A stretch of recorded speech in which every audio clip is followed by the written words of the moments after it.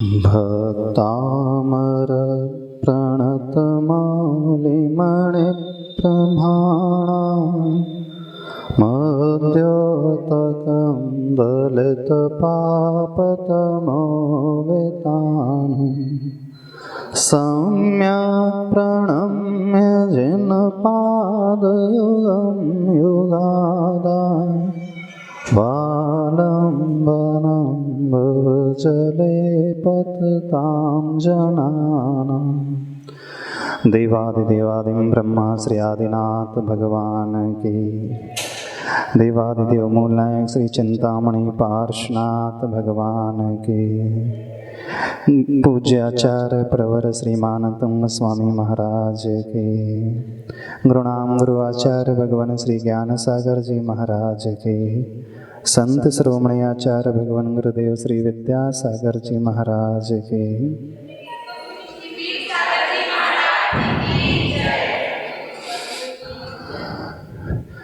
11 श्लोक हो गए। अगला श्लोक लिखिए। श्लोक नंबर 12।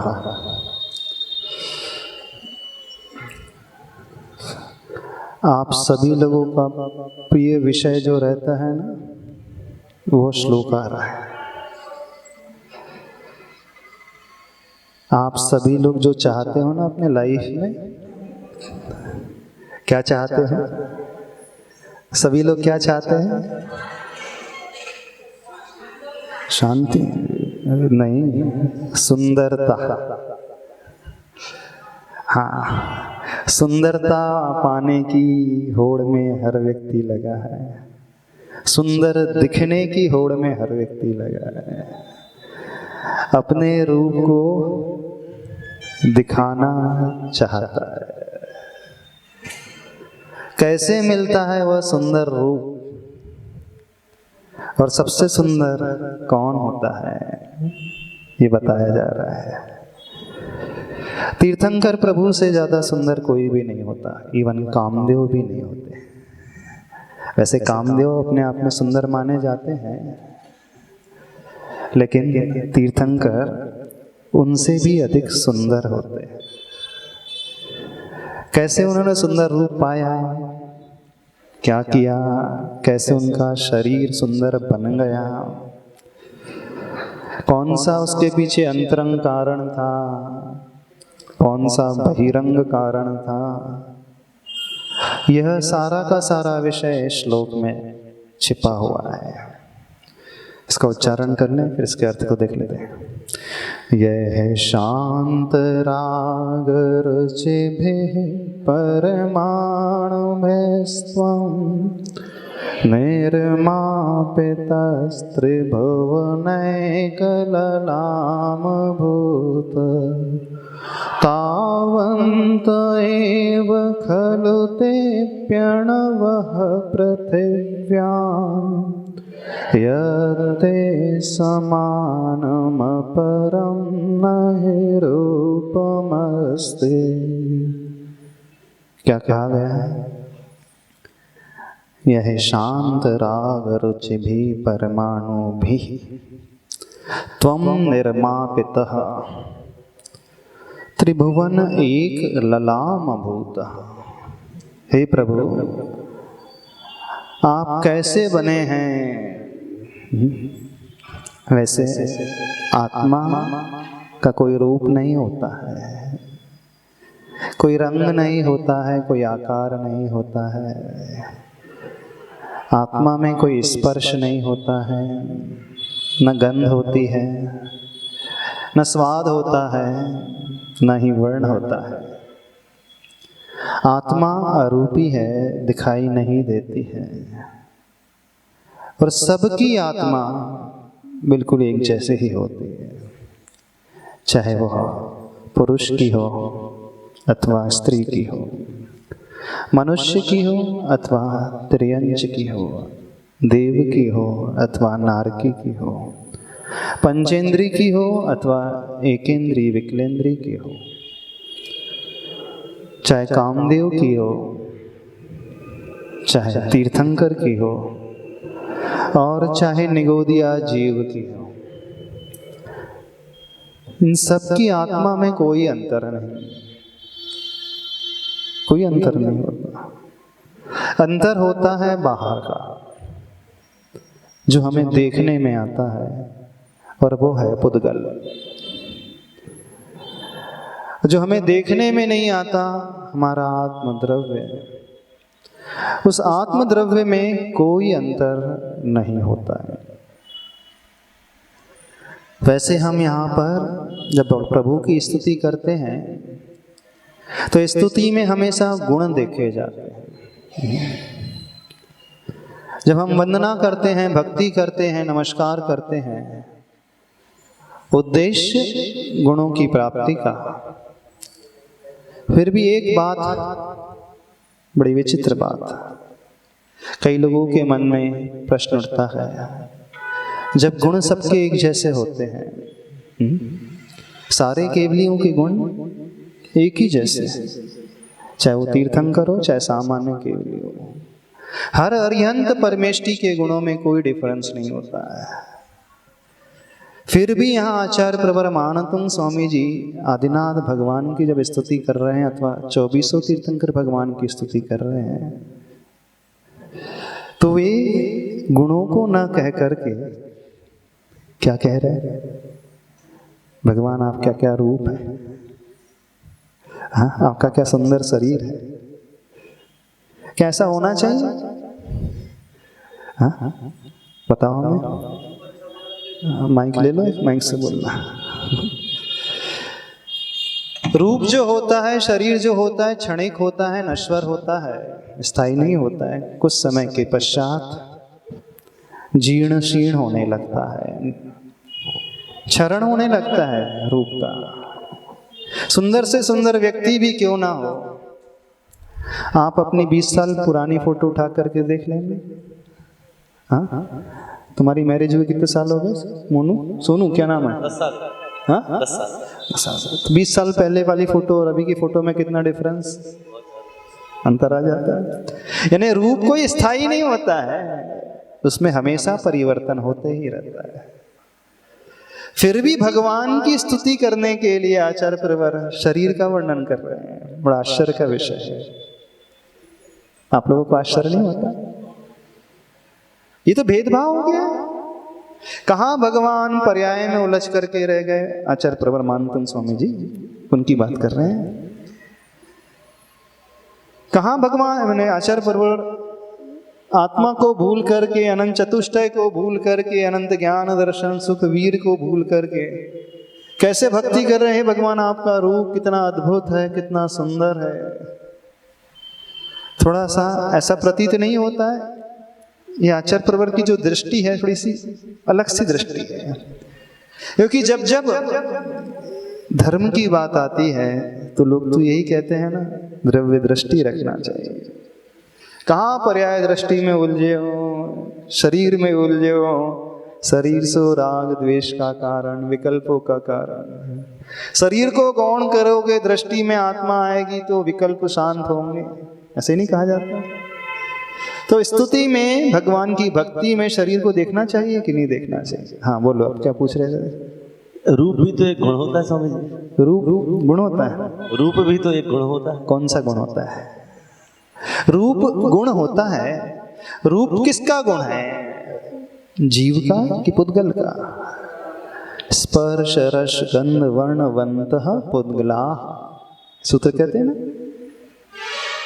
जो हमें आंखों से दिखाई देता है वो सिर्फ पुद्गल होता है, आंखों से हमें आत्मा नहीं दिखती। तो रूप गुण तो पुद्गल का है।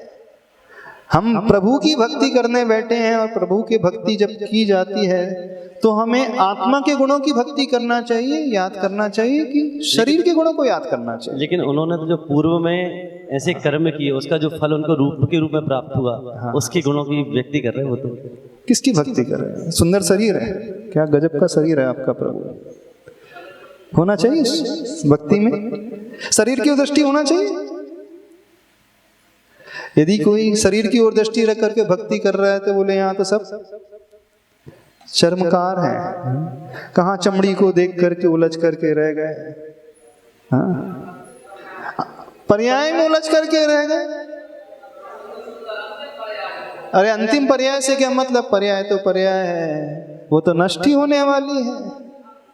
हाँ, और जो नष्ट होने वाली है उसे हम अपना ध्यान का विषय बना लें। भगवान अपने आप को हम बनाना चाहते हैं, भगवान जैसा होना चाहते हैं, तो किसका ध्यान किया जाना चाहिए? शरीर का, गुणों का, आत्मा के गुणों का ध्यान देना। तो ऐसा नहीं प्रतीत होता है आचार्य मान तुम स्वामी जी ये ठीक से भक्ति नहीं कर रहे। आदिनाथ भगवान के गुणों का बखान करना चाहिए। प्रभु आपके भीतर अनंत ज्ञान है, अनंत सुख है, अनंत वीर से आप भरे हुए हैं, अनंत दर्शन के आप स्वामी हैं।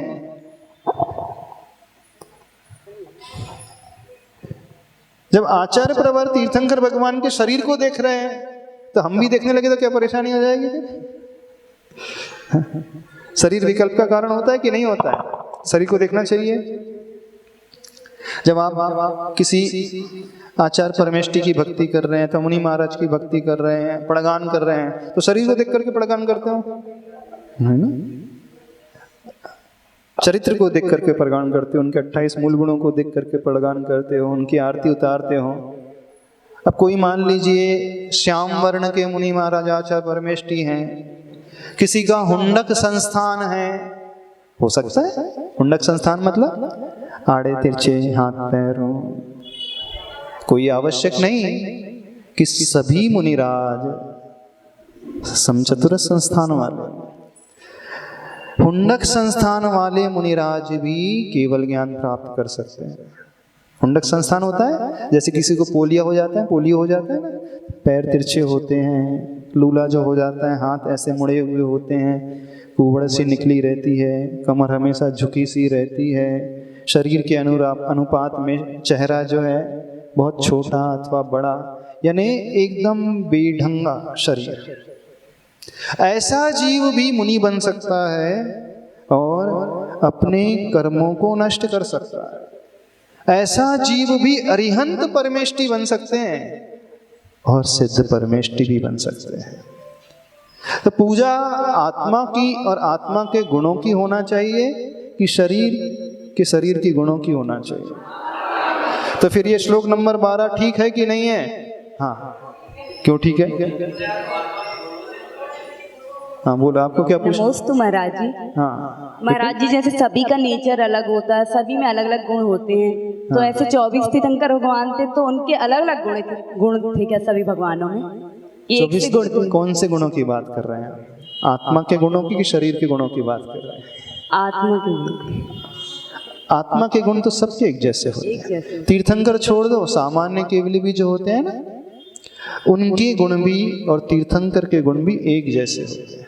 अच्छा, वैसे अरिहंत परमेष्टि के कितने गुण होते हैं?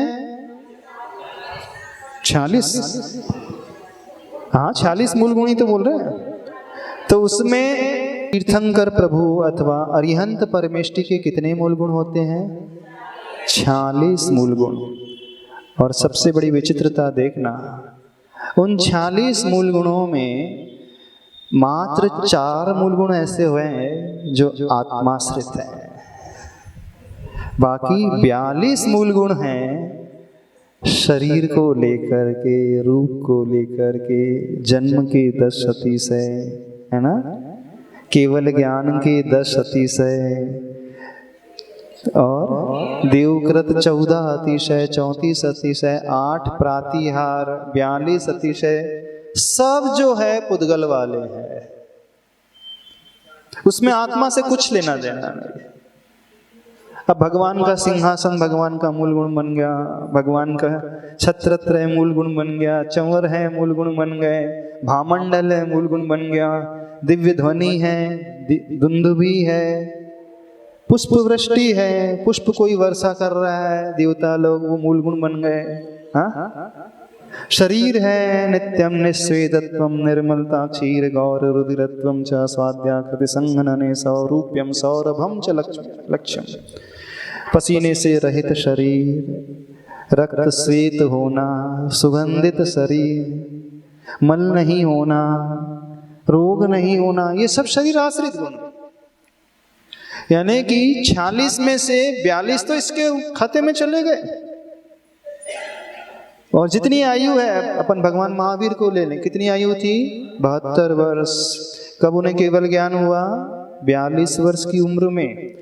तो मात्र केवल ज्ञान होने के पश्चात 30 वर्ष इस भूमि पर रहे, यानी 30 वर्ष तक ही उनके ये 42 मूल गुण रहे, और उसके बाद वे मुक्त हो गए।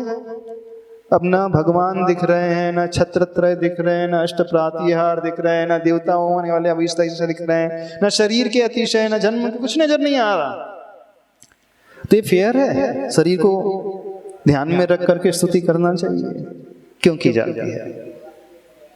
बताओ, ठीक है कि नहीं? सुंदर शरीर की बात कर रहे हैं, मान ले काले कलूटे होते तो हाँ नहीं। क्यों सुंदर शरीर की बात की जा रही है? हाँ, अपना कल्याण करने के लिए तो व्यक्ति कैसे भी रूप को लेकर, हुंडक संस्थान को लेकर के चल सकता है, लेकिन जो नेता होता है, लीडर होता है, मोक्ष मार्ग के जो नेता हैं, जिनके माध्यम से असंख्यात जीवों का कल्याण होना होता है, उसके लिए रूप सुंदर होना बहुत आवश्यक है। आचार्य परमेष्टि के लक्षणों में एक लक्षण आता है पर मनोहारी। कैसा लक्षण है? जो आचार होते हैं वो कैसे होना चाहिए? पर मनोहारी, यानी जो पहली बार देखे तो देखता ही रह जाए, क्योंकि पहला इंप्रेशन जो क्रिएट होता है वो रूप से होता है। इस बात को समझना, पहला जो दर्शन होता है, अब तीर्थंकर भगवान कामदेव जैसे उससे भी सुंदर रूप लेकर के बैठे हैं, और कोई आकर के उनके दर्शन कर रहा है, देख करके वो अचंभित रह जाएगा, क्या गजब का सुंदर रूप आपने पाया है। आपके पास कोई कमी नहीं। दुनिया जिसके लिए तरसती है, जिसके लिए वो दिन रात लगी रहती है, सब कुछ छोड़ने के लिए तैयार हो जाती है, सुबह से शाम तक चक्कर लगा रहती है ब्यूटी पार्लर के। हाँ, सुबह से शाम तक वो सजाने धजाने में लगी रहती है, हाथ में कंघी लेकर के निकली रहती, आईना लेकर के चलते रहती है। यानी आपने सब कुछ पाया, फिर भी छोड़ करके निकल पड़े। यानी आपको अपना रूप नहीं भाया, रूप का अभिमान नहीं हुआ। यदि हमें व्यक्तित्व तक पहुंचना हो, गुणों तक पहुंचना हो, तो गुण हमें बाद में नजर आते हैं। पहले हमें रूप नजर आता है, शरीर नजर आता है। न धर्मो धार्मिकैर बिना, धर्म कभी धार्मिक के बिना हो नहीं सकता, गुण कभी गुणी के बिना हो नहीं सकते। यदि हम गुणों की स्तुति करना चाहते हैं, गुणों को पूजना चाहते हैं, तो गुण कहाँ रहेंगे? शास्त्र में रहेंगे। तीर्थंकर भगवान के 46 गुण हैं। यदि हम आपसे कुछ 46 गुण बताओ तो आप कहाँ ढूंढोगे? शास्त्र ढूंढेंगे। 46 गुण कौन कौन से नाम है? जन्म के 10 अतीश है, ज्ञान के 10 अतीश है, देवों के द्वारा 14 अतीश है, ये लिखे हैं। आप गुण कहाँ ढूंढते हो? शास्त्रों में। ये तो वैसे ही हो गया, किसी को फीवर आ गया, बोले बुखार हो गया, तो बुखार कहाँ ढूंढता है? थर्मामीटर में। अच्छा, बुखार जो है थर्मामीटर में होता है कि बॉडी में होता है? थर्मामीटर में होता है। जब भी मेजर करना होता है तो आप सबसे पहले थर्मामीटर चेक करते हैं कितना है, 102.4 डिग्री कितना दिखा रहा है। टेम्परेचर तो बॉडी में है, तापमान बुखार तो बॉडी में है, लेकिन उसको नापने के लिए थर्मामीटर आवश्यक हो जाता है। तो ऐसे ही गुण तो आत्मा में रहते हैं, लेकिन गुणों तक पहुंचने के लिए हमें पहले गुणी की पूजा करनी होती है। हम आचार्य भगवान के गुणों को चाह रहे हैं, लेकिन आचार्य भगवान ही नहीं होंगे तो आचार्य भगवान के गुण कहाँ रहेंगे? मूलाचार ग्रंथ में, शास्त्रों में 36 मूल गुणधारी हैं। धर्म कहाँ रहता है? शास्त्रों में। आपसे कहा जाए धर्म की खोज करो तो आप शास्त्रों के पन्ने पलटोगे, जिनवाणी में ये लिखा है धर्म इसे कहते हैं। कहाँ रहता है धर्म? शास्त्रों में रहता है ना। आप कहाँ खोजते हो हमेशा? जिनवाणी के पन्नों में। आपसे पूरा धर्म कर रहे हो, हाँ बहुत धर्म कर रहे हैं, सवेरे से लेकर शाम तक खूब सारी पूजा करते हैं, खूब सारे स्तोत्र पढ़ते हैं, खूब सारे पाठ करते हैं, ये ना। सुबह सवेरे भी 1 घंटा स्वाध्याय है, दोपहर भी है, शाम को भी है। तो व्यक्ति जो है शास्त्रों में इतना डूब गया है, इस कारण धर्म हो गया, धर्म उसके साथ आ गया। ऐसा आज की दुनिया धर्म कहाँ खोज रही है? शास्त्रों में, जिनवाणी में खोज रही है। जिनवाणी में कभी धर्म नहीं रहता है, जिनवाणी में धर्म के संकेत छिपे रहते हैं। थर्मामीटर में कभी फीवर नहीं रहता है, थर्मामीटर में कभी बुखार नहीं रहता है। थर्मामीटर तो सिर्फ इंडिकेट करने वाला एक इंस्ट्रूमेंट है, वो इंडिकेशन देगा। उसका जो मर्क्यूरी है लेवल, पारा जो है 104 डिग्री तक पहुंच गया है, तो वो ये बताता है कि इस पेशेंट को, इस मरीज को इतना बुखार आया है। ऐसे ही जो धर्म ग्रंथ हैं, शास्त्र हैं, वो क्या है? थर्मामीटर की भांति। तो आपको किसी की सेवा करना है तो थर्मामीटर की सेवा करोगे? किसकी भी सेवा करोगे? पेशेंट की सेवा करोगे, थर्मामीटर की सेवा करोगे? जब आपसे कहा गया कि धर्म का पालन करना है तो आप क्या करते हो? महाराज जी भक्तामर स्तोत्र का पाठ, तत्वार सूत्र का पाठ, कल्याण मंदिर का पाठ, और अब तो द्रव्य संग्रह और इष्टोपदेश का भी पाठ होने लगा और नमोकार मंत्र का भी पाठ चलने लगा है। हाँ, स्वयंभू स्तोत्र का भी पाठ चलने लगा, अब तो बहुत सारे पाठ चल। तो आप लोग धर्म कहाँ करते हो? जब हम कहें कि धर्म को धारण करना चाहिए तो कहाँ खोजते हो? सारे पाठों में, सारी जिनवाणी में। बोले ये बहुत धार्मिक है। बोले कैसे धार्मिक है? सवेरे 1 घंटा स्वाध्याय करते हैं और उपवास के दिनों में तो दिन भर मंदिर में स्वाध्याय करते रहते हैं और शाम को भी स्वाध्याय करते हैं। बहुत धार्मिक हो गए सभी लोग यहाँ के। सारे के सारे थर्मामीटर की सेवा करने में लगे हुए नहीं लगे। यानी जिनवाणी पढ़ा जा रहा है, पन्ने पलटे जा रहे हैं, स्वाध्याय किया जा रहा है, तो क्या हुआ? गलत तो नहीं कर रहे? तो जिनवाणी पढ़ना, शास्त्र पढ़ना धर्म है कि नहीं है? थर्मामीटर की आवश्यकता होती है, बिल्कुल नो डाउट। बिना थर्मामीटर के हम फीवर चेक नहीं कर सकते। तो थर्मामीटर को देख करके हमें अंदाजा लग जाता है इस मरीज को इतना बुखार है, पीड़ा हो रही है। तो फिर आप थर्मामीटर को एक जगह रख देते हैं, फिर क्या करने लगते हैं? मरीज की सेवा करने लगते हैं। लेकिन धर्म के क्षेत्र में प्रथमानुयोग ग्रंथ पढ़ लिया, करणानुयोग पढ़ लिया, चरणानुयोग पढ़ लिया, सब पढ़ लिए और पढ़ते ही रहते हैं। वो थर्मामीटर उठा कर कहीं रखते ही नहीं। भैया पढ़ लिया है, बहुत सारा ज्ञान हो गया है, अब जो उसमें लिखा उसे अप्लाई भी तो करो कि नहीं करो? नहीं करना।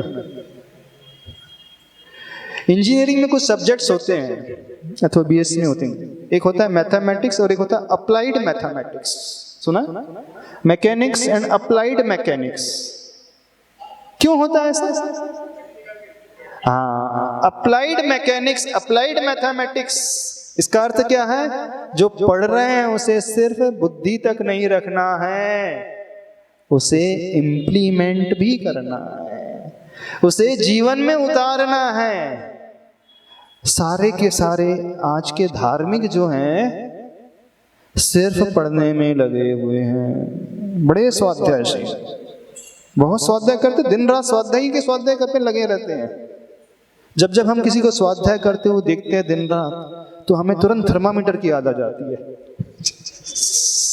बिल्कुल, हमें तुरंत थर्मामीटर की याद आ जाती है। हमने बोले गजब का समझा है इसने धर्म, गजब का इसका नॉलेज है, गजब की इसकी बुद्धि है। यदि कोई गांव का व्यक्ति थर्मामीटर को कम्बल उड़ा दे, थर्मामीटर के ऊपर ही पानी की पट्टी रखने लगे, हाँ, और बर्फ की पट्टी और रखने लगे और तेल घी और लगाने लगे, कैसा रहेगा? अच्छा, अच्छा मरीज चला जाए। नहीं देखा तो ऐसे ही जा रहा है आज के जमाने में, नहीं देखा जा रहा है, ऐसे देखा जा रहा है ना। आप जो हैं शास्त्र की सेवा में ही लगे, बहुत अच्छे कवर चढ़ा रहे हैं, विष्टन चढ़ा रहे हैं, उठा करके रख रहे हैं, हाथ जोड़ रहे हैं, अर्घ चढ़ा रहे हैं। उसके बाद जो उसमें लिखा है उस ओर ध्यान कोई दे ही नहीं रहा। थर्मामीटर कह रहा है मैंने बता दिया 105 डिग्री बुखार है, अब उस मरीज को पकड़ो, तुम उस मरीज की सेवा करो, मेरी सेवा छोड़ो। जिनवाणी भी यही कह रही है, अब बहुत पढ़ लिया, शास्त्र बंद कर दो और प्रैक्टिकल धर्म को करना शुरू करो। इस कारण पूज्यवर गुरुदेव हमेशा कहते हैं शुष्क अध्यात्म नहीं होना चाहिए, शुष्क सम्यक दर्शन नहीं होना चाहिए। कैसा सम्यक दर्शन होना चाहिए? सक्रिय सम्यक दर्शन होना चाहिए, निष्क्रिय सम्यक दर्शन नहीं होना चाहिए। निष्क्रिय सम्यक दर्शन क्या कहलाता है? जिसे सम्यक दर्शन की परिभाषा पता है, 8 अंगों की परिभाषा पता है, 25 दोषों को जो जानता है, सम्यक दर्शन के 8 मद हैं और 8 मल हैं, निशंकता निशंकित आदि दोष हैं, 3 मूर्ता हैं और 6 अनायतन हैं। यदि परीक्षा ले लीजिए आपके सम्यक दर्शन की तो सारे लिख दोगे आप, 25 दोषों के नाम भी लिख दोगे और सबकी परिभाषा भी लिख दोगे, क्योंकि यहाँ के स्वाध्यायशील तो हैं। हाँ, और इसके अलावा और बता दोगे महाराज जी इतना ही नहीं, प्रसम, संवेग, अनुकंपा, आस्तिक, ये भी गुण होते हैं उनके भीतर, है ना। और सच्चे देव, सच्चे गुरु, सच्चे शास्त्र को जो मानता है, उसकी जो पूजा करता है, वो सम्यक दृष्टि होता है। ऐसी बता दोगे कि नहीं बता दोगे? सारे लोग बता देंगे कि नहीं? सारे लोग जो है 100 में से 100 नंबर लेकर के आ जाएंगे। लेकिन आचार्य भगवान कहते हैं ये सब निष्क्रिय सम्यक दर्शन। कौन सा सम्यक दर्शन है? निष्क्रिय सम्यक दर्शन। निष्क्रिय सम्यक दर्शन का अर्थ है थर्मामीटर की सेवा करना।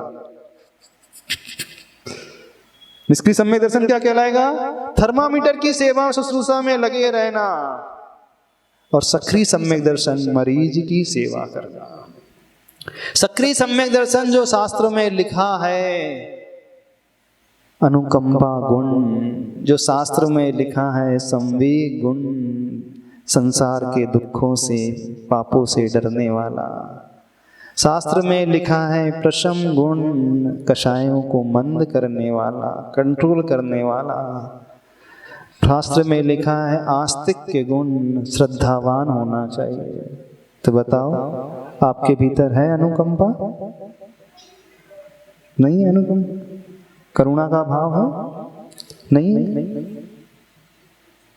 जानते हो ये श्लोक हम पढ़ रहे हैं, अपन पढ़ रहे हैं, ऐ शांत राग रुचि भी परमाणु भिस्त्वम निर्मापितस्त्रिभुवनैक ललाम भूता। क्यों पढ़ रहे हो? क्या है इसके पीछे रहस्य? क्यों उन्हें इतना सुंदर शरीर मिला? क्यों? कामदेव से भी सुंदर रूप मिला। एकमात्र भावना, प्राणी कल्याण की भावना।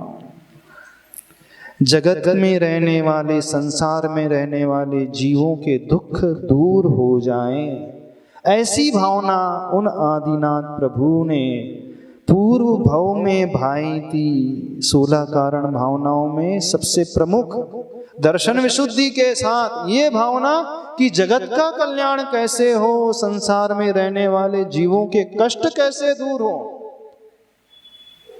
उस भावना का परिणाम कि उनका शरीर इतना सुंदर है, तो यहाँ शरीर की पूजा नहीं की जा रही, अब ध्यान से सुनना, रूप की पूजा नहीं की जा रही है। रूप तो इफेक्ट है, उसके पीछे कॉज छिपा हुआ है। कॉज इफेक्ट रिलेशनशिप जानते हो? कारण कार्य व्यवस्था। रूप, सुंदर रूप पाना ये कार्य हुआ, सुंदर शरीर मिलना ये कार्य हुआ। ये सुंदर रूप मिला क्यों? उसके पीछे कारण क्या? उसके पीछे मुख्य कारण वह 16 कारण भावनाओं के साथ जगत कल्याण की भावना। संसार में रहने वाले जो जीव हैं, कष्ट में जो डूबे हुए हैं, फंसे हुए हैं, हे भगवान उनका कल्याण कैसे हो, उनके दुख दूर कैसे हो, उनके कष्ट कैसे दूर हो जाएं। यानी उन आदि प्रभु ने पूर्व में ऐसी तीव्र भावना भाई थी और उसका परिपाक, उसका फल की इतना सुंदर स्वरूप जो है, इतना सुंदर रूप जो है तीर्थंकर भगवान को मिलता है। तो वहां शरीर की पूजा नहीं की जा रही है, इस बात को समझना। शरीर को याद नहीं किया जा रहा, शरीर को नहीं देखा जा रहा है। शरीर को पाने के पीछे जो कारण है, उस कारण को देख करके उसकी पूजा की जा रही है। ऐसी भावना उन भगवान ने पूर्व भाव में भाई है, इस कारण वो तीर्थंकर पद को पाए हैं, तीर्थंकर बने हैं। सुंदर शरीर तो उसका फल है। हम सुंदर शरीर को नहीं पूज रहे हैं, हम पूज रहे हैं उनकी उस आराधना को, उनकी उस साधना को। और वहां साधना तक पहुंचने के लिए शरीर एक माध्यम बनता है। समझना इस बात को। वो धर्मी, वो व्यक्ति, वो पुद्गल, वो रूप, वो एक माध्यम बनता है, वो हमें उस आत्मा तक पहुंचाता है। पूजनी तो आत्मा ही है, पूजनी तो आत्मा के गुण ही है, लेकिन वो गुण कहाँ रहेंगे? आत्मा में। और आत्मा कहाँ रहेगी? शरीर में। तो शरीर क्यों पूज्य हो गया उनका? स्वभाव तो सुचौकाए रत्नत्रय पवित्रते। स्वभाव से असुचि में काय है, शरीर है, लेकिन आचार्य भगवान के शरीर को हर कोई पूछता है।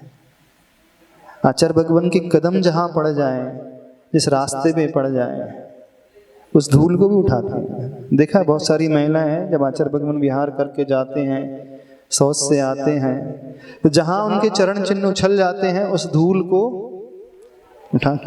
इतना ही नहीं, जहां आचार्य भगवान सिंहासन में बैठ जाते हैं, जब भक्ति के समय और भक्ति करने के पश्चात शाम को आचार्य भगवान अपने कक्ष में जाते हैं, तो सारी महिलाएं क्या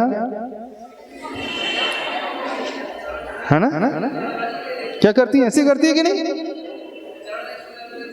हाँ, चरण नहीं छूने मिल रहे हैं तो क्या ले लें? चरण रज। तो जो उस धूल में क्या पूज्यता आ गई? बताओ। यदि आचार्य भगवान उस सिंहासन में बैठे हैं, पाटे पे बैठे हैं, लकड़ी के पाटे में, पसीना आ गया है, उस पसीने में क्या पूज्यता आ गई? जो आप उस पसीने को अपने माथे पे लगाते हैं, बताओ तो सही, हम जानते हैं। कभी अपने पति के पसीने को भी माथे पे लगाया है? क्यों? कभी अपने पति के पसीने को माथे पे लगा लिया हो? हाँ, बताओ सही, किसने लगाया? कौन सी धर्म पत्नी ने अपने पति के पसीने को माथे में लगाया हो? हाँ, कोई नहीं लगाता। अच्छा, उनका शरीर भी वैसा ही औदारिक शरीर है और आचार्य भगवान का शरीर भी वैसा ही औदारिक शरीर है। हाड़ मांस का ही तो बना हुआ है, हड्डी है, मांस है, वही रक्त बह रहा है, वैसा ही रक्त बह रहा है, वही नाखून है, वही केस है, उसमें से भी पसीना निकल रहा है। और आपके शरीर से, आपके पति परमेश्वर के शरीर से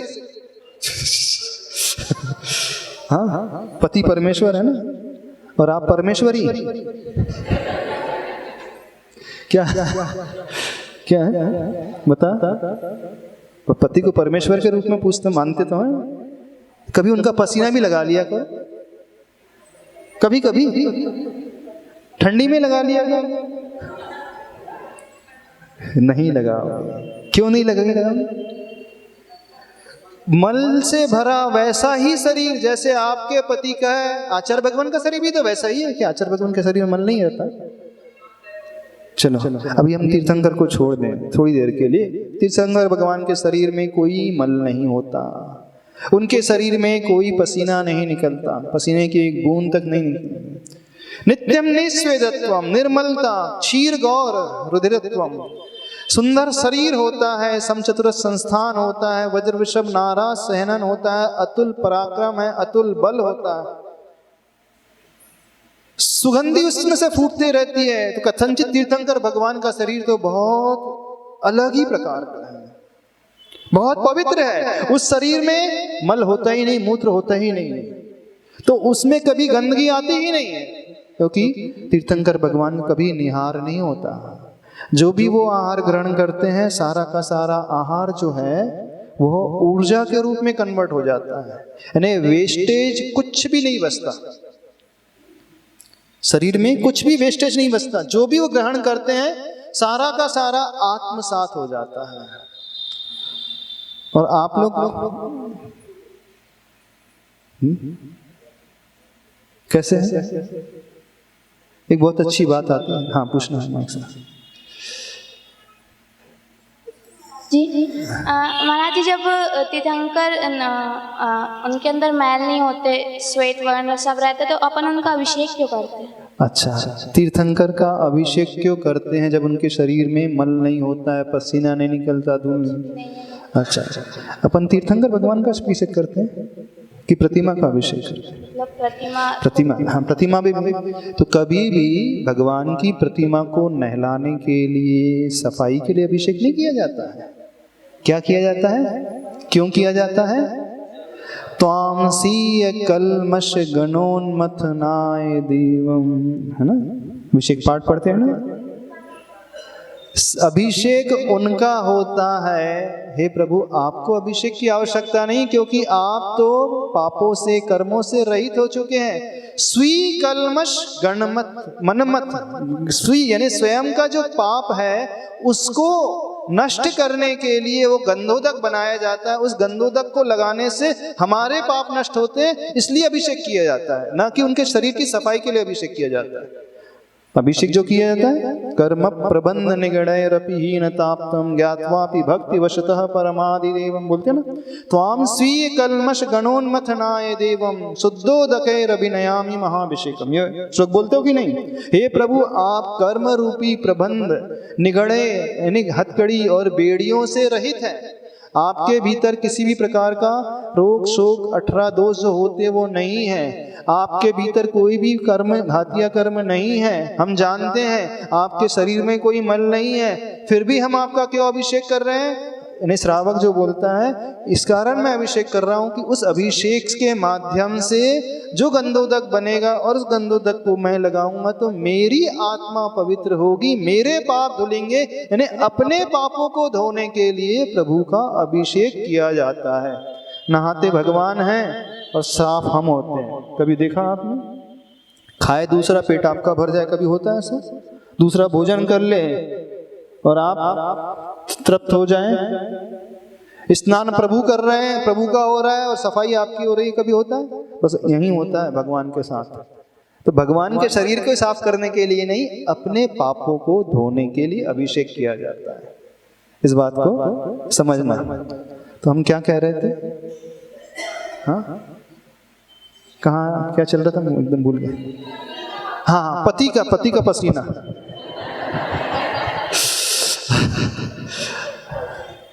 हाँ, आचार्य भगवान की चरण रज, आचार्य भगवान का भी वही औदारिक शरीर, आचार्य भगवान के शरीर में भी वही मल भरा हुआ है। क्यों आचार्य भगवान के शरीर की रज को आप लेते हो? क्यों जब वो चरण धोते हैं तो उस जल को आप अपने माथे से लगा लेते हो? क्यों उनके कमंडल को उलट कर करके एक एक बूंद भी लेने की कोशिश करते रहते हो? एक आध बूंद तो मिल जाए, तो कुछ लोग तो पी भी लेते। हाँ, क्यों? कारण एक बात हम कह रहे थे, हाँ वो बात भूल गए। तीर्थंकर भगवान के शरीर में कोई मल नहीं होता है। जो भी वो आहार ग्रहण करते हैं वह ऊर्जा के रूप में कन्वर्ट हो जाता है। कुछ भी वेस्टेज उनके शरीर में नहीं बचता है। क्यों ऐसा होता है जानते हो? उसके पीछे रीजन एक बहुत बड़ा रीजन है। वो अथवा जो बड़े योगी होते हैं, जितने भी महान तपस्वी योगी होते हैं, रिद्धिधारी मुनिराज होते हैं, उनकी एक बहुत बड़ी विशेषता होती है, जो जितना महान होता है उसका मल उतना ही कम बनता है। ये ज्ञानार्णव ग्रंथ में आता है। जो जितना महान साधक होता है उसके शरीर में मल की उत्पत्ति उतनी ही कम होती है। यानी जो भी वो भोजन ग्रहण करते हैं, आहार ग्रहण करते हैं, सारा का सारा वो शरीर आत्मसात कर लेता है। क्यों? उसके पीछे एक लॉजिक है, अब देखना, पकड़ना। जो व्यक्ति जितनी ऊट पटांग सोच को लिए हुए होता है, जो जितना कंफ्यूजिंग रहता है, जो व्यक्ति जितना डिप्रेशन तनाव में रहता है, जो व्यक्ति जितना तनाव से भरा हुआ ग्रसित रहता है, उसका डाइजेस्टिव सिस्टम उतना ही बेकार रहता है। आयुर्वेद सिद्धांत ये कहता है, मेडिकल साइंस ये कहता है। उसको आँव की शिकायत हो जाती है, यानी वो खाएगा तो उसका डाइजेस्टिव सिस्टम वर्क प्रॉपरली करेगा ही नहीं, भोजन पचाएगा नहीं। और जो व्यक्ति जितना निर्मल परिणाम वाला, जितना शांत स्वभाव वाला, धर्म ध्यान की भावना से भरा हुआ होता है, उसका शरीर, उसका डाइजेस्टिव सिस्टम उतना ही मजबूत रहता है। यानी जैसी मन में धारणा होती है, जैसा मन में सोच होता है, उसके अनुसार हमारी आंतें काम करती हैं। मेडिकल साइंस कहता है हमारी बॉडी में 2 ब्रेन होते हैं, एक तो ये ब्रेन होता है और एक स्टमक का भी एक ब्रेन होता है। स्टमक यानी वो उस प्रकार के एंजाइम सिक्रीशन करता है, जब प्रॉपरली वर्क करता है तो अपने अनुसार करने लगता है। और जो व्यक्ति जितना मानसिक रूप से त्रस्त रहता है, इधर उधर की सोच को लेकर के चलता है, उसके शरीर से उस प्रकार के एंजाइम्स निकलते ही नहीं है जो भोजन को पचा सके। तो भोजन को पचाने वाला व्यक्ति कौन होता है? जिसकी मानसिकता जितनी मजबूत रहती है, उसका पाचन तंत्र उतना ही मजबूत रहता है। अब तीर्थंकर भगवान जो खाते हैं वो तुरंत पूरा का पूरा पचा जाते हैं। और संसारी जीव कैसे होते हैं? Reading without reflecting is just like eating without digesting. क्या कहा हमने? Reading without reflecting is just like eating without digesting. यानी खाया तो बहुत जा रहा है लेकिन पचाया नहीं जा रहा है। तो सारे संसारी लोग कैसे होते हैं? पढ़ते तो बहुत हैं लेकिन रिफ्लेक्ट कुछ होता नहीं, चरित्र में कुछ अंगीकार वे करते नहीं। अब तीर्थंकर भगवान को ऐसा निर्मल शरीर, मल से रहित शरीर क्यों मिला? पूर्व भव में उनकी जो साधना रही है, जो जो उन्होंने स्वाध्याय किया, जो जो धर्म की बातें पढ़ी, जो जो उन्होंने सीखा, जो जो उन्होंने समझा, सारा का सारा आत्मसात कर लिया, अपने जीवन में उतार लिया। जो ऐसा साधक होता है उसके लिए कहा जाता है कि उसको जो है मल रहित शरीर मिलता है। इसलिए ज्ञानार्णव ग्रंथ में कहा, जो जितना बढ़िया योगी होता है, जिसको रिद्धियां प्रकट हो जाती हैं, इसका मतलब है कि उनका चरित्र बहुत उज्जवल, बहुत निर्मल, बहुत निर्दोष होता है। यानी जो वो स्वाध्याय में पढ़ते हैं, वो सिर्फ उसे बुद्धि का विषय नहीं बनाते हैं, वह उसे अपने हृदय का, चरित्र का विषय बनाते हैं। तो जो व्यक्ति पढ़ करके यदि आत्मा में धारण करेगा तो उसकी आत्मा मजबूत बनेगी, उसकी सोच मजबूत बनेगी और उसका शरीर जो है मजबूत बनता है। हमारे तीर्थंकर को क्यों मल नहीं होता है शरीर में? ये अतिशय है, पर क्यों? कारण क्या है उसके पीछे? जठराग्नि तेज तो थी, लेकिन जठराग्नि आपको क्यों तेज नहीं मिली? हमें क्यों तेज नहीं मिली? अपन थोड़ा सा खा लें तो पछता ही नहीं, बीमार हो जाते हैं। तो जठराग्नि इतनी तीव्र उन्हें क्यों मिली? पूर्व भाव में जिस साधना की थी। कौन सी साधना? निर्मल चरित्र को पालने वाली, निर्दोष आचरण को पालने वाली। यानी जो जो वो पढ़ते थे वो आत्मसात करते थे। और आज के लोग कैसे हैं? सिर्फ पढ़ते ही रहते हैं और थर्मामीटर की सेवा ही करते रहते हैं। समझ में आ रहा है ना? नहीं आ रहा? तो सुंदर शरीर कैसे मिलता है? उस भावना को भाने से, निर्मल चरित्र को अंगीकार करने से, प्राणी मात्र के कल्याण की भावना भाने से और प्रभु की भक्ति में डूबने से। 16 भावनाओं में 4 भावनाएं ऐसी हैं जो भक्ति प्रधान वाली भावना है। अरहत भक्ति, आचार्य भक्ति, बहुश्रुत भक्ति, प्रवचन भक्ति। यानी पूर्व में उन तीर्थंकर भगवान ने भगवान की अरिहंत परमेष्टि की खूब भक्ति की थी, आचार्य परमेष्टि की खूब भक्ति की थी, गुरु की खूब भक्ति की थी, बहुश्रुत उपाध्याय परमेष्टि की बहुत भक्ति की थी, साधुओं की बहुत भक्ति की थी, और प्रवचन भक्ति, जिनवाणी की भक्ति। यानी मात्र साधना ही नहीं की थी, भक्ति भी की थी। तो यदि हम भक्ति भी करें तो भक्ति से तीर्थंकर जैसी प्रकृति बनती है। भक्ति से भविष्य में, आगामी भवों में कामदेव जैसा सुंदर रूप मिलता है। आपको यदि भगवान जैसा सुंदर रूप पाना हो, ऐसी भावना है कि जो आपको देखे तो देखता ही रह जाए, इसीलिए तो आप क्रीम, फाउंडेशन, ब्लीचिंग, थ्रेडिंग और क्या क्या क्या करते हैं, मसाजिंग और क्या क्या करते हैं, फेशियल और लिपस्टिक और deodorant, nail paint, eyebrow setting और क्या क्या होता है, जेल है। सही सही बताना, ये सब क्यों होता है? जितने लोग सस्ते हैं, सभी लोग सस्ते हैं, बस कोई थोड़ा सस्ता है, कोई अधिक सस्ता है। हाँ, दादी नहीं सस्ती, क्या बोल रहे? हाँ, पार्टी में, शादी में वहीं तो भीड़ रहती है, वहीं तो पॉइंट ऑफ अट्रैक्शन अपन बनते हैं, बाकी और कहाँ बनते हैं? हम पूछ रहे हैं, रीजन पूछ रहे हैं, सजने का कारण, श्रृंगार का कारण क्या? बताओ तो सही। सभी सस्ते हैं ना, श्रृंगार सभी। श्रृंगार करने का रीजन क्या? उनको बोलने दो जो सस्ते हैं, पहले तब उनसे पूछ लें।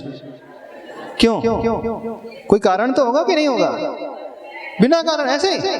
ऐसा तो पागल व्यक्ति होता है जो ऐसी करे बिना कारण के। ये उत्तर ठीक नहीं है। हाँ, माइक से बोलना, बहुत अच्छा उत्तर दिया। देखो, नहीं, बहुत अच्छा उत्तर है। अट्रैक्शन के लिए। कौन ने, किसने कहा? खड़े होकर के बोलो ना, मैं खड़े होकर के बोल दो, क्या हुआ?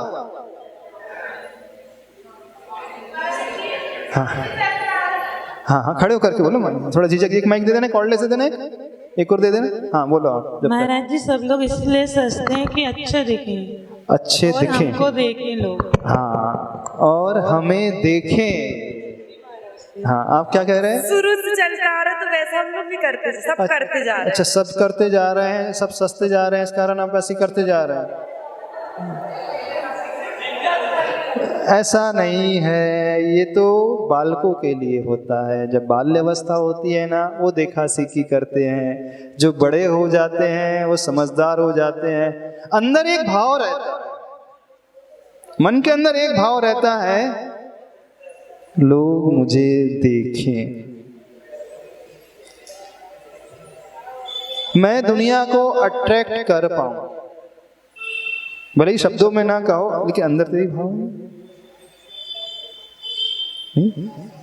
वैसे आगम में आता है, श्रृंगार किसके लिए किया जाता है? सिर्फ पति के लिए किया जाता है, और दुनिया पति को छोड़ करके दुनिया के लिए करती है। गलत तो नहीं कह रहे? आपने कहा ना पार्टी में सस्ते हैं, बाहर जाते तब सस्ते हैं। पति तो जीवन भर साथ रहते, घर में रहते हैं, उस समय तो नहीं सस्ते हैं आप। जब बाहर जाते तभी सस्ते हैं। इसका सीधा सा अर्थ क्या है? आप दुनिया को अट्रैक्ट करने के लिए, दुनिया मुझे देखे, मुझसे प्रभावित हो जाए, इम्प्रेस हो जाए, कुछ कहे कि नहीं, हाँ बहुत अच्छा, बहुत अच्छे से लग रहा है। यदि व्यक्ति श्रृंगार करता है, आगम के हिसाब से बता दे, सुन पाओगे, तो शील व्रत में दोष लगता है।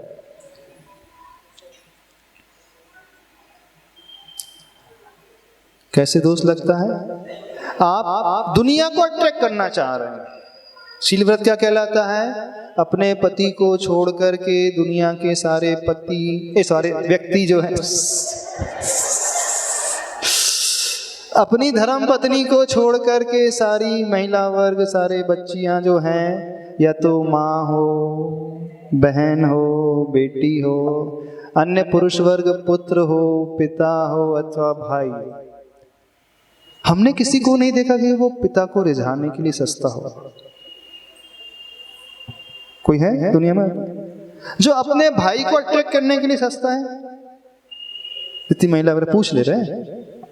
अपने बेटे को प्रभावित करने के लिए सस्ता हो? नहीं हो। तो आप किससे अट्रैक्ट करने के लिए सस्ते हैं? अब आप ही बता दो। बहुत सूक्ष्म बात है, बहुत गहरी बात है। ये देखा सीखी नहीं होता कुछ भी, अंदर कुछ परिणाम अलग ही रहता है, अंदर कुछ भाव अलग ही रहता है। हम ये नहीं कह रहे कि उसका भाव कुछ गलत इंटेंशन को लेकर ही हो, नहीं, वो गलत दिशा में चले जाए ऐसा नहीं था, लेकिन अनइंटेंशनली वो वहां पहुंचता चला जाता है। समझना इस बात को, बिना सोचे समझे वो वहां तक गिरता चला जाता है। यानी आप श्रृंगार करोगे तो नियम से लाइमलाइट में आओगे, अट्रैक्शन का पॉइंट बन जाओगे। अब दुनिया, मान लीजिए आप सिंपल ड्रेस पहन करके यहां तक घूंघट डाल करके जा रहे हैं, कोई देखेगा ही नहीं। आप बहन जी बन करके जा रहे हैं, मान लीजिए, बहन जी समझते हो कि कॉलेज में कुछ बच्चे लोग कहते हैं तो बहन जी बन करके आती हैं, यहाँ तक चुन रही है, यहाँ तक और तो बोले बहन जी हो गई। आप भैया जी बन करके जाओ, यहाँ तिलक लगा करके जाओ, धोती दुपट्टा पहन करके जाओ, क्यों? तो ज्यादा प्रभावित नहीं होंगी। और आप एकदम क्लीन शेव, जेल लगाकर, डिओड्रेंट लगा करके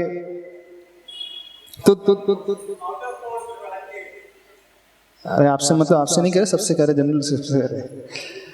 तो व्यक्ति जो है दूसरों का पॉइंट ऑफ अट्रैक्शन बनता अवश्य, समझ रहे हो कि?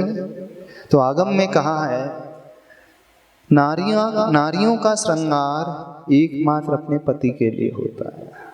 तो होना ये चाहिए, जब आप घर में रहो खूब श्रृंगार करो, और जब आप बाहर निकलो, क्योंकि बाहर वाले जितने हैं, भाई है, पिता है, बेटा है, तो आप ही ने कहा ना, भाई के लिए आप कभी नहीं सस्ते, बेटे के लिए नहीं सस्ते, कभी पिता के लिए नहीं सस्ते ना, सस्ते हो? नहीं सस्ता, कोई नहीं सस्ता। जब जब जब शील व्रत को अथवा सौदार संतोष व्रत को धारण कर लिया है, शील व्रत मतलब श्रावक का शील व्रत क्या कहलाएगा, गृहस्थ का शील व्रत क्या कहलाएगा? अपनी पत्नी तक सीमित रहना, अपने पति तक सीमित रहना, अपनी पत्नी को छोड़ करके सारी नारियां हैं, पुत्री हैं, माँ हैं, बहन हैं, अपने पति को छोड़ करके सारे पुरुष वर्ग, पिता, पुत्र अथवा भाई है, ये है ना। तो श्रावक का शील व्रत, सौदार संतोष व्रत। तो आप अब बाहर जा रहे हो, पार्टी में जा रहे हो, क्यों श्रृंगार हो रहा है? आप बताओ। हाँ, यदि इंटेंशन दूसरा है महाराज जी, क्योंकि हम उस स्टेटस को बिलोंग करते हैं, यदि हम ब्रह्मचारिणी बन करके जाएंगे तो लोग कहेंगे तो बहुत छोटे घर की बहू है, थोड़ा स्टैंडर्ड भी मेंटेन करना पड़ता है ना। तो स्टैंडर्ड मेंटेन करने के लिए उस प्रकार की क्लोथिंग होती है, उस प्रकार का श्रृंगार होता है, तब तो कथनचित चल सकता है, तब तो कथनचित चल सकता है, क्योंकि आपके पास कारण है कि जो कि देखो, हम समाज के प्रतिष्ठित वर्गों में से आते हैं। अब हम किसी बड़े की पार्टी में जा रहे हैं तो एकदम सिंपल जाएंगे तो लोग कहेंगे कैसे आ गए। तो उस स्टेटस को मेंटेन करने के लिए, उस स्टैंडर्ड को मेंटेन करने के लिए हमको थोड़ा सा व्यवस्थित होने जाना पड़ता है, तो उसमें कोई दोष नहीं। अब हम दूसरा पक्ष रख रहे हैं, आपका ही पक्ष रख रहे हैं। अब तो सब खुश हो गए, बोले हाँ महाराज जी हम तो इसलिए जाते हैं। हाँ, अब आपको एक सेफ्टी कवच मिल गया ना। हाँ, नहीं महाराज जी हम दूसरों को रिझाने के लिए, प्रभावित करने के उद्देश्य से नहीं जाते, लेकिन अब एक मैनर्स माना जाता है, एक एथिक्स माना जाता है। यदि हम पार्टी में जा रहे हैं तो बरमूडा में तो जाओगे नहीं, चले जाओगे, हाँ, नाइट ड्रेस में तो जाओगे नहीं। तो एक मैनर्स माना जाता है, जिस क्षेत्र में जाया जा रहा है, जिस माहौल में जाया जा रहा है, उसके अनुरूप, उसके अनुकूल जो है स्वयं वेशभूषा धारण किया जाए स्वयं के। तो उस पर्पस को लेकर के किया जा रहा है तो फिर दोष नहीं है। लेकिन यदि ये पर्पस नहीं है तो नियम से शील व्रत में दोष लगता है। नियम से, पुरुष वर्ग भी हो चाहे महिला वर्ग, दोनों के लिए। हाँ, क्या पूछना है? बोलिए। हाँ, बोलिए बोलिए बोलिए। महर्षि, महिलाओं के कुछ कंपलसरी एसेसरीज होती हैं जो कहा जाता है उनके सौभाग्यवती होने की वो श्रृंगार में कभी नहीं आता। आपका मंगल सूत्र है, आपकी बिंदी है, आपकी बिछिया है, आपके कान की बाली है, आपकी रिंग है, वो श्रृंगार में आता ही नहीं है। नहीं, तो ये जैसे कंपलसरी एसेसरीज मैंने माना, हाँ। जैसे चूड़ी है, हाँ। तो एक सौभाग्यवती स्त्री को चूड़ी पहनना जरूरी है। हाँ, बिल्कुल सही बट क्या ये कंपलसरी है कि वो 12 चूड़ियां ही पहने? क्या एक चूड़ी सही नहीं हो सकती? क्या वो सौभाग्यवती होने का सिंबल नहीं होगा? अब ये तो पर्सन टू पर्सन वेरी करेगा, उसमें कोई बात नहीं है। चूड़ी तो कांच की होती है। अगर आप 2 चूड़ियां पहनते हैं, हाँ। तो झनकार ज्यादा होती है। नहीं, वो उसमें नॉइज कम होता है। हाँ, वही तो। लेकिन अगर 12 पहनते हैं हाँ, तो उसमें आवाज होती जो दूसरा आपके प्रति अट्रैक्ट होता है। लेकिन आप ये चाहते हैं कि हमें ऐसा नहीं चाहिए कि हम निकले तो सारे लोग हमको देखें उस आवाज से। देखो, आपका जो चिन्ह है वो हो भी जाए और आप दूसरों को प्रभावित इस दृष्टि से ना करें, क्योंकि बहुत सारा दोष जो है पुरुष वर्ग पर जो थोपा जाता है कि आज का पुरुष वर्ग ऐसा है, गलत दृष्टि से देखता है, उसमें आज के जमाने में बहुत बड़ा हाथ जो है महिला वर्ग का भी रहता है। बिल्कुल, बच्चियों का भी रहता है, ऐसा नहीं है कि नहीं रहता है। उनके आउटफिट्स इस प्रकार के रहेंगे, उनका सजने का ढंग इस प्रकार का रहेगा, उनका लुक्स का ढंग इस प्रकार का रहेगा। जैसे पायल एसेंशियल है, बट क्या घुंघरू वाली पायल ही एसेंशियल होनी चाहिए? अब ये हमसे मत पूछो, आपका मैटर है, आप समझ लो ये सब। तो लोग कुल मिलाकर के बात समझ में आ रही है कि नहीं आ रही है? नहीं आ रही। तो शील व्रत में दोष नहीं लगना चाहिए, ये बात ध्यान रखना चाहिए। सुंदर यदि बनना है तो तीर्थंकर जैसा सुंदर बनो, यानी कि ऐसा चरित्र बनाओ जो पढ़ा है उसे आत्मसात कर लोगे तो आपको अगला भव सुंदर रूप वाला अवश्य मिलेगा। तो हम यहाँ पे प्रभु के रूप की पूजा बिल्कुल नहीं कर रहे हैं, सुंदर शरीर की पूजा नहीं कर रहे हैं। हम किसकी पूजा कर रहे हैं? उस कॉज की पूजा कर रहे हैं, उस कारण की पूजा कर रहे हैं जो तीर्थंकर प्रभु ने पूर्व भव में साधना की थी। इसलिए यहाँ पर आज समय हो गया। हाँ, बोलो लास्ट। हाँ, बोलिए। नमोस्तु महाराज। हाँ, महाराज जी, आजकल क्या होता है, यदि पड़ोसी की शादी है या लंबे रिश्तेदारी की शादी है तो उसमें क्या करते हैं, बहुत सज के ब्यूटी पार्लर से सज के आते, यानी कि हाँ, ठीक है, बोलो, सही बोल रहे हैं एकदम आप। बेगानी शादी में अब्दुल्ला दीवाना, बेगानी शादी में अब्दुल्ला दीवाना, बड़ी अच्छी।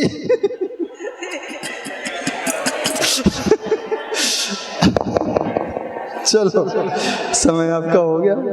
हाँ, क्या बोलना, जल्दी बोलो। नमोस्तु महाराज जी, जैसे आजकल के सोशल मीडिया में लोग फोटो डालने के लिए, डीपी डालने के लिए तैयार होते हैं, हाँ। अपने कांटेक्ट को डीपी दिखाने के लिए पिक्चर्स डालते हैं। हाँ, तो ऐसे महाराज जी, सोशल उसमें भी मीडिया दोष में लगा। फोटो जो वायरल बिल्कुल नहीं करना चाहिए। कोई उसका फोटो का मिसयूज कर ले, बिल्कुल उससे बचना चाहिए। कोई गलत दृष्टि से देखे, ऐसी भी फोटो वायरल नहीं करना चाहिए। आज समय हो गया महाराज जी, है, जैसे कांटेक्ट में डाले तो आज भी समय दोष होगा, कल इसका कर लेंगे ना। बोलिए देवादिदेव श्री आदिनाथ भगवान।